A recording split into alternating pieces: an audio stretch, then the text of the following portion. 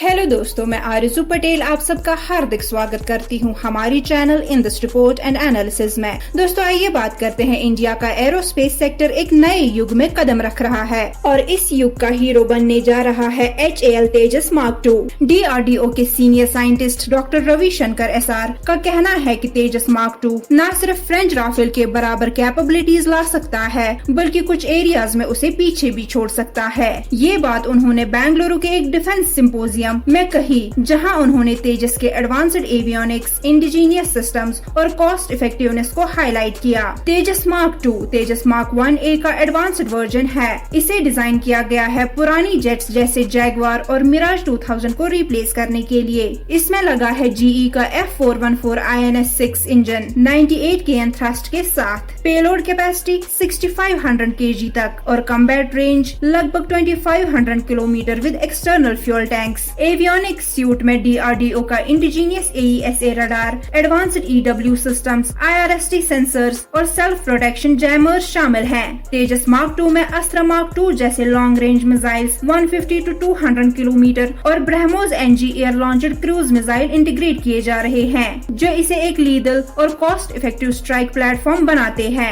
Experts कहते हैं ये राफेल के मीटियोर और स्कैल्प मिसाइल्स को डायरेक्ट टक्कर दे सकता है। मार्क II का रडार LRDE ने बनाया, जो 200 किलोमीटर तक फाइटर टारगेट्स डिटेक्ट कर सकता है। राफेल के RBE-2 रडार से ज्यादा पावरफुल और DRDO के डील ने EW सूट डिजाइन किया, स्पेशली चाइना के J-20 और पाकिस्तान के JF-17 जैसे थ्रेट्स को टैकल करने के लिए। डेल्टा विंग डिजाइन और 13.5 टन वेट से मार्क II ज्यादा मैन्यूवरेबल है, जबकि राफेल 15.3 टन का है। और सबसे इम्पोर्टेंट, तेजस लार्जली स्वदेशी है। इसकी सप्लाई चेन इंडिया में है, जबकि राफेल हेवीली डिपेंडेंट है फॉरेन OEMs पर। लेकिन पिक्चर में कुछ डार्क क्लाउड्स भी है। पहले फ्लाइट की प्लानिंग 2023 थी, अब डिले होके 2026 के एंड तक चली गई है। GE इंजन के सर्टिफिकेशन और सप्लाई चेन इश्यूज वजह बने और फुल इंडक्शन 2031 के बाद ही एक्सपेक्टेड है। तब तक IAF को जैगवार जैसे पुराने और अनरिलायबल फ्लीट्स पे डिपेंड रहना पड़ेगा, जो सिर्फ 2025 में ही 3 बार क्रैश हो चुके हैं।